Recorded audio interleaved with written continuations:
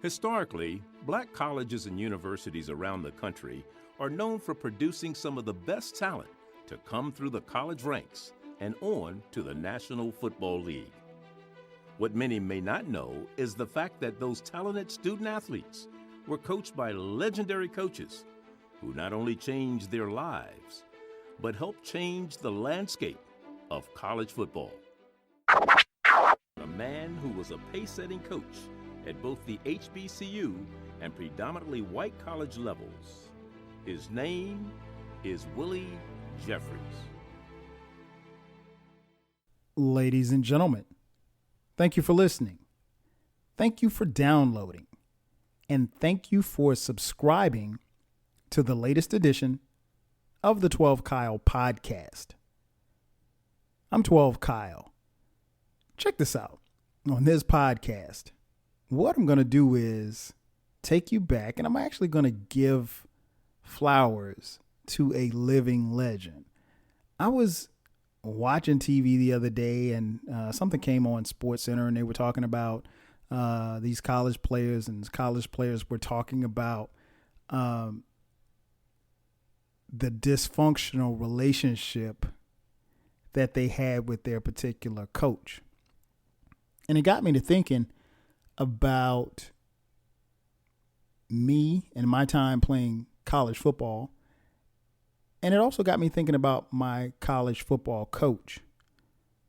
Now, as many of you know, or maybe you don't know, I played college football at South Carolina State University. It's a historically black college located in Orangeburg, South Carolina. I played there from 1991 to 1995. And while I was there, my head coach was the legendary man by the name of Willie Jeffries. And Willie Jeffries is not only a phenomenal coach, but he's also a phenomenal man. And you'll hear me refer to him as Coach J because that's what we called him. But if you look him up, if you go to your Google machine, it's going to tell you all of his stats and, you know, the fact that he won 180 games and he won 3 black college national championships. He won 7 conference championships. He was, the coach of the year 5 different times. But it doesn't really tell you much about the man. So I wanted to, give my coach his flowers because he's still alive and kicking. He's still somewhere telling jokes. Harold and I were in college together. I copied off of Harold's paper. And the teacher called us one day.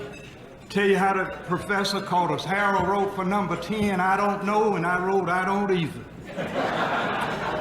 But you tell athletes, never copy one person's work. That's plagiarism. Copy off of 8 or 10, that's research. I'll get to that in just a second. But, man, Coach J, I guess I probably should tell you how I know Coach J or how I got to know him. Because unlike a lot of people who play football or play a sport and they get to know their coach once they arrive on a college campus, my experience was a little different. I knew Coach J probably since I was 4 or 5 years old, literally. So Coach J becomes the head coach at South Carolina State in 1973. Well, the year before that, a little guy out of Florence, South Carolina, by the name of Harry Carson goes to South Carolina State and he plays football there. And Harry Carson not only would play football at South Carolina State, but after graduation, he would go on to play 13 seasons in the NFL and be voted to the Pro Football Hall of Fame. Harry Carson is my uncle. So he played under Coach J. And so I distinctly remember games where me and my family, we would go see my uncle play in Orangeburg for South Carolina State. And, he was there. And obviously, like I said, Coach J was there. And the bond that he and Coach J formed over his 4 years there, or 3 years together, but his time there at South Carolina State was a bond that I grew to know that, how close they had gotten. My grandfather unfortunately passed away in 1973. So I was just a year old when he passed away. I don't have any memories of him. I've seen pictures, but I didn't know him. But nonetheless, when my grandfather passed, Coach J kind of became like a father figure to my uncle, and they became the best of friends. And it's kind of weird when you think about it, because I remember, even being young, how my uncle would talk in such high reverence about Coach J, even to the point, and I didn't realize this until later on in life, but like, they're like the best of friends. And this guy's, so much older than my uncle. But when my uncle got married in 1988, his best man was Coach J. Like, and he had brothers, but he named Coach J his best man. And I mean, they talk all the time. And so it wasn't until I got to South Carolina State that I realized, how close that bond was, and then the kind of bond that Coach J and I would share in my time there. But nonetheless, that's how I knew him growing up. And so when it got time for me to pick a school, I was being recruited by, different schools or whatever coming out of high school. South Carolina State honestly wasn't one of them. And I guess it was almost assumed that I would go to South Carolina State. And I didn't like that assumption. And so for a while, I actually fought the idea of going to South Carolina State, because my cousin was there. My cousin Mike, he's older than me. He was there. His brother Eric, who is my age, Eric had already decided to go to South Carolina State. So I think in my family, everybody kind of thought that that's what would happen. Nonetheless, Coach J was still there. He had, coached my uncle, coached at South Carolina State for, he was there from 73 to 78. Then he left, and then he would come back. He did 2 stints at 2 different schools, and I'll touch on that in just a second. But he did come back to South Carolina State in 1989, and he coached there from 1989 to 2000. Well, I arrived on the campus of South Carolina State University in the fall of 1991. So he's there. So I remember being actually, I can't even call it a visit, but I remember just sitting down talking to him, and he just said, hey, if you want to come here, this is someplace where you're going to come. You already know what it is. You're going to come here and graduate, and it's going to change your life. And that's all he said, really. And I mean, it really wasn't much of a pitch, but that's what he said. And, I took him for his word for it. Now, I'll be honest, I did entertain some other schools.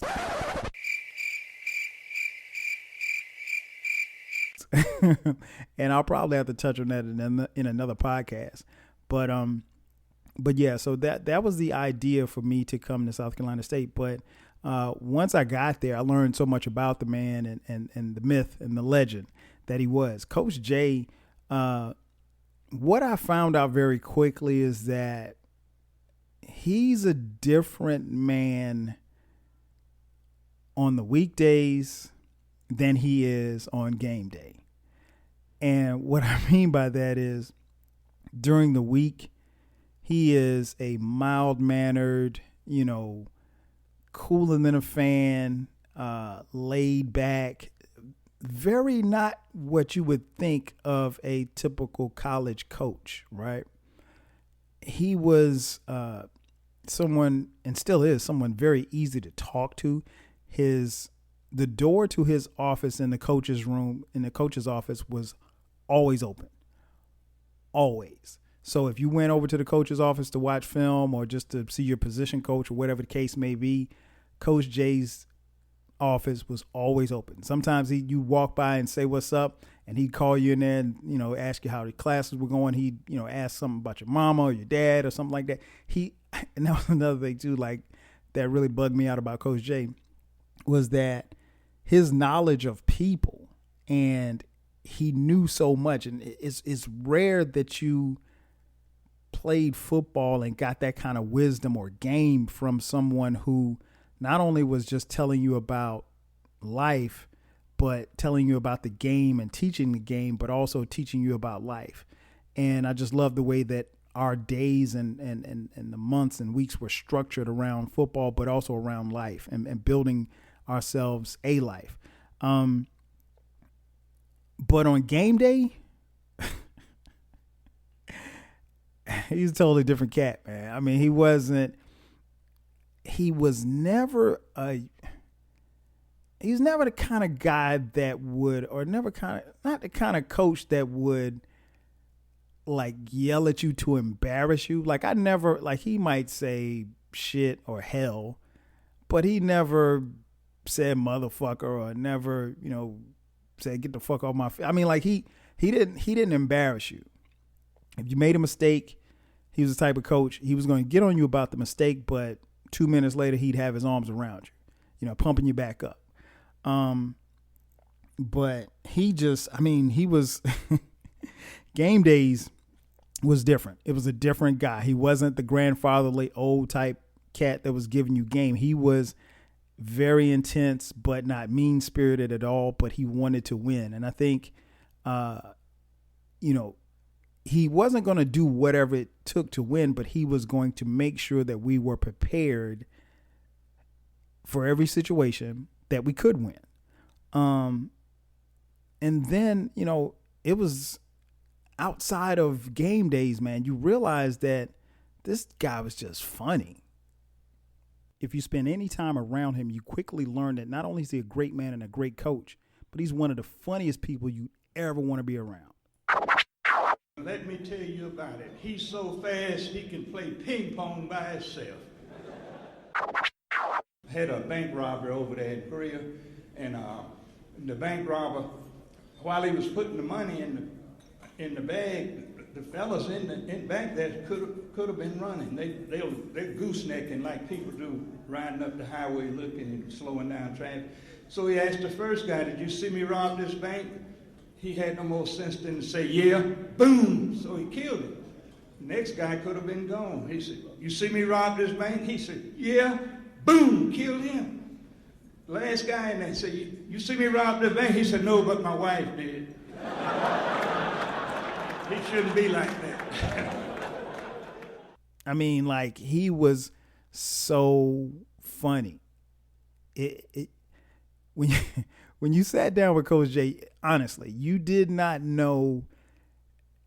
You knew he was going to tell you something that you needed to hear, whether it would be football based or life based, but there was going to be a joke in there too. Like at one point, I'm like, man, I'm being coached by a clean version of Richard Pryor. Like this guy he's just that funny. And we really, really appreciated Coach J and still do to this day. And, he has a story. He has a fable. He has a joke for just about every situation. He's a devoted, husband and father. And I remember him telling us the story about, how to make it in a relationship. My first wife and I have been married for 57 years.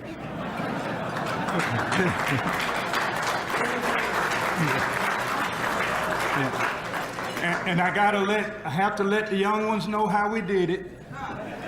You go to dinner twice a week. Dim lights, soft music, good food.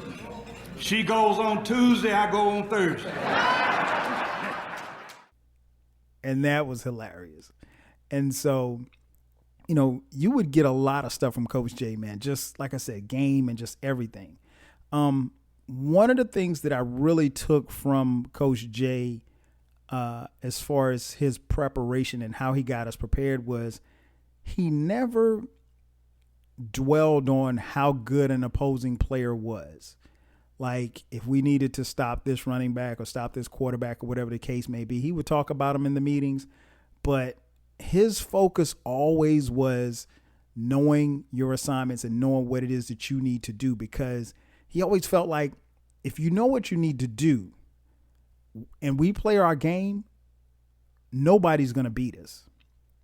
And pretty much that came to fruition if you did what you were supposed to do. So he was big on you paying attention to details, knowing your assignments. And that sounds cliche, but it is so true.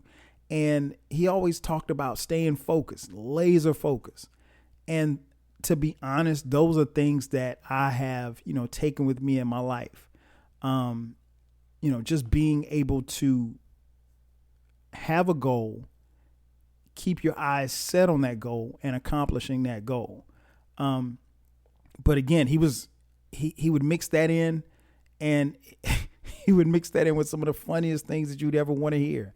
Like I remember he told this guy one time, he said that he was the only player that he ever had to come to school with matching luggage.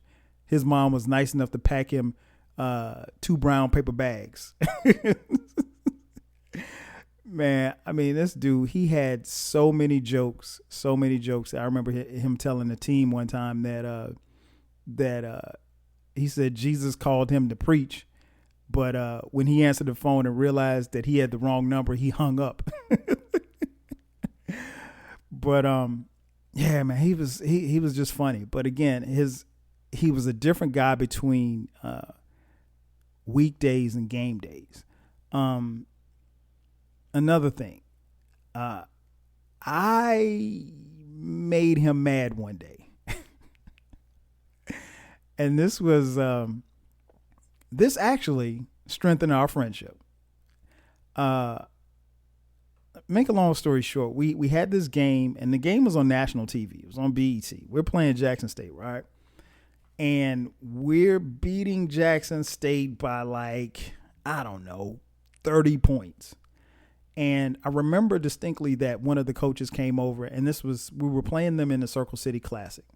And it was in Indianapolis at the Hoosier Dome. And it's, 65,000 black people in the stadium. I mean, the stadium's jumping.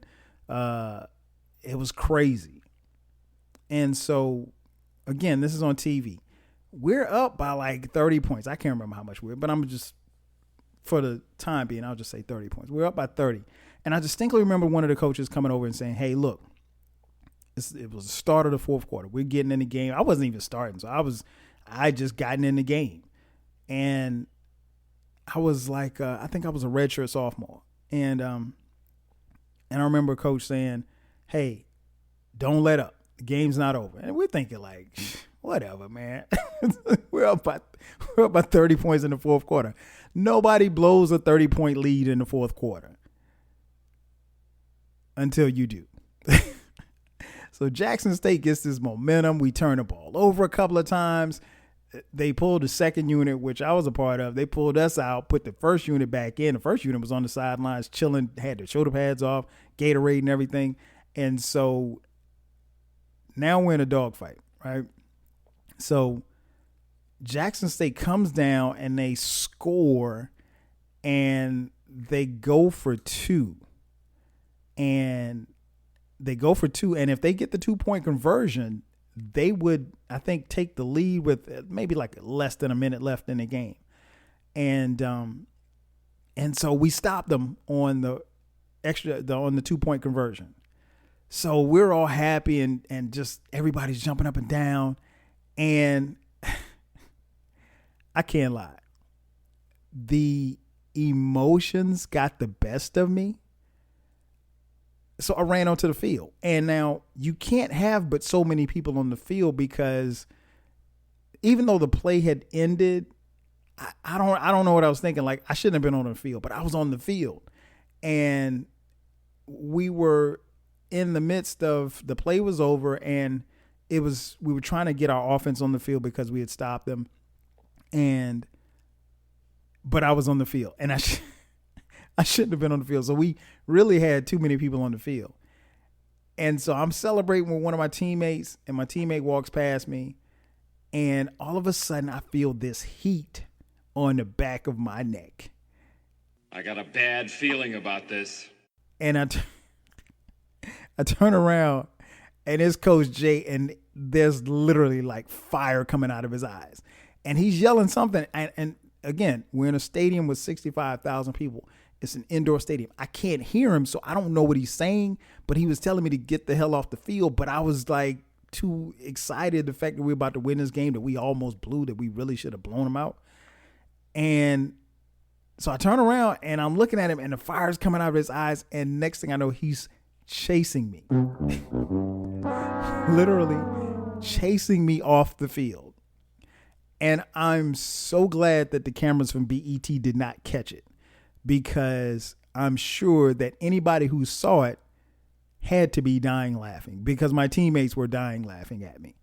And so I don't know why I was on the field. I don't think we would have gotten a flag, but he was just trying to get everybody off the field because we had too many people on the field celebrating. We should have been really on the sideline celebrating. Nonetheless, I thought the old man. So when he came at me, I kind of gave him a shake move, and I ran to the sideline. And then I went and sat down on the bench, and he said, "Don't you get your ass off that bench." So after the game, he pulls me to the side and is like, "Look, you can't do that. I know you want to celebrate with your teammates, but you can't be on the field." He was like, we had too many people on the field. If they would have run the ball or snapped the ball, we would have gotten a penalty for, having too many people on the field, and, it would have just messed us up. So I felt bad. I was kind of embarrassed, and my teammates were joking me, but I felt better once he talked to me about it. And then after that, he was like, "Look," he said, "we're going to do this handshake." And so he said, every day after practice, when we come together, because practice would always end with coach, talking to us or whatever. But I had to come up to him and I had to give him dap, but I had to give him like the hardest dap that I could give him.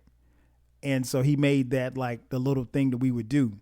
And so that's what I did, like the final, I don't know, the rest of that year. And then until I graduated, I would always give him dap. Hard dap at the end of practice. That was our little thing. And if you see the cover art, you see us praying, because I would always be praying and holding his hand. So yeah, that was our thing, man. But it was just like one of those life's lessons. It's just like, what I took from that was, the game is never over. Even when you think it's over, you finish the game. You finish the drill. You finish doing what it is that you're supposed to do. And it's little things like that just made me, appreciate Coach J that much more. We would go on to win the Black College National Championship, our conference championship in 1994. And, Coach J was, Coach of the Year that year. And he was just, we were unstoppable. And I just remember him in that final game. We played our championship game, the Heritage Bowl.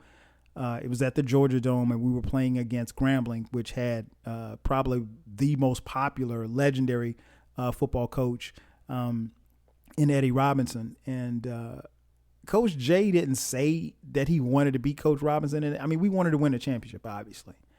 But I think deep down he really wanted to beat Eddie Robinson.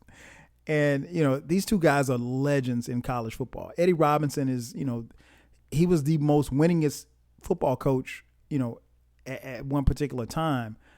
He had the record, over 400 victories. So Coach J knew that, beating him would be something. And so when we beat Grambling in the Heritage Bowl and we won the Black College National Championship, that meant a lot. It meant a lot to me, but it meant a lot to me to see him being as happy as he was and for us to take the title. But, Coach J, not only will he be known for his time at South Carolina State, but he was the first black head coach at a white university, major Division I university. He was at Wichita State. I mentioned earlier when he was at South Carolina State, he left in 1978. Well, in 1979, he takes the job at Wichita State. And again, he's the first black head coach to head a major Division I school. And Wichita State probably wasn't the easiest place for him to go. I went to Wichita State, and it is very tough to pull your family up in January. And I was going to turn it down. I was in a comfort zone here, but then I thought about it. Someone has to opened the door. You know, they talk about the glass ceiling in certain professions, but we have to be willing to go and take a chance on it. So to move up to just play those type schools, it would be an advancement for an African American coach to be the head coach in that arena. What stands out to me was our victory over KU. That just made it all worth it. The 5 years I was at Wichita State, for the fans, they just said that's enough to last them for the next 50 years. So, but for him to go there and coach from 1979 to 1983, it made him not only legendary, but he was the first to do it. So if you don't have Coach J at Wichita State, black head coaches probably don't make it, not only in college football, but not in the NFL either. So if you don't have Coach J at Wichita State, you don't have Art Shell in the NFL for the Oakland Raiders. You don't have Tony Dungy in the NFL. You don't have the Mike Tomlins of the world. And the list goes on and on and on. But for a long time, big Division I schools didn't want to give the job of head coach to a black man. I mean, and this was, again, 1979. It wasn't that long ago. So for us to say that we've come a long way, we have, but it's a lot, we have a lot further to go. And, I want to always thank Coach J and give him his props for breaking down that door, because honestly, at that particular time, there were a lot of white schools that would allow black players to come and play there, but they couldn't coach there. Coach J holds the distinction of being the only coach to ever coach against Paul Bear Bryant and Eddie Robinson, arguably two of the staples of college football. And so, he has all the statistics, he has all of the accolades, but again, I think that's probably one of his biggest contributions to college football was breaking the color barrier. If he doesn't break the color barrier, who knows what happens to black colleges, what happens to black coaches on the collegiate level and subsequently on the pro level as well. But ultimately, Coach J has a great legacy. And honestly, his legacy will be and forever be tied to not just the players that he coached, that went to the NFL, because he coached over, 100, 200 kids that, made it to the NFL. But it'll always be tied to kids like me who weren't going to the NFL, but played under him and became productive citizens in this world.